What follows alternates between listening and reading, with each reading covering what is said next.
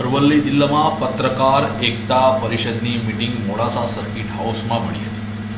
પ્રદેશ પ્રતિનિધિની હાજરીમાં જિલ્લા પ્રમુખ સહિત કારોબારીની રચના પણ કરવામાં આવી હતી. નવનિયુક્તિ માટે હોદ્દેદારોને સન્માનિત પણ કરવામાં આવ્યા અને અભિનંદન પાઠવી અધિવેશન અંગેની ચર્ચા કરવામાં આવી હતી.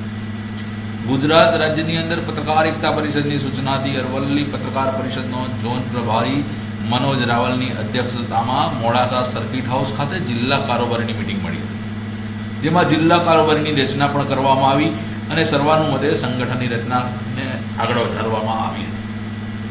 હાલમાં પ્રમુખ તરીકે ભરતભાઈ કડિયા, ઉપપ્રમુખ તરીકે નીતિન પંડ્યા, સલીમ ખાન પઠાણ, જીતુભાઈ ત્રિવેદી, સલીમ ડી પટેલ, કૌશિક સોની, કૌશિક પટેલ મોડાસા સાકરિયા અને મહામંત્રી તરીકે ભરતભાઈ ભાવસારની નિમણૂક કરવામાં આવી હતી.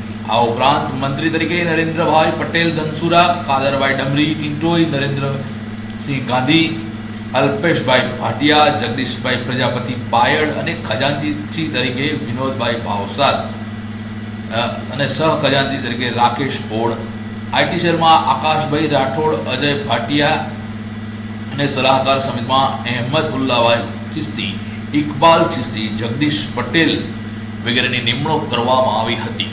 જો કે અરવલ્લી જિલ્લાની અંદર આ વર્ષે આ પહેલી જ મીટિંગ પત્રકાર એકતા પરિષદની મળી હતી અને આ તમામ હોદ્દેદારોને સર્વાનુમતે મંજૂરી આપવામાં આવી હતી.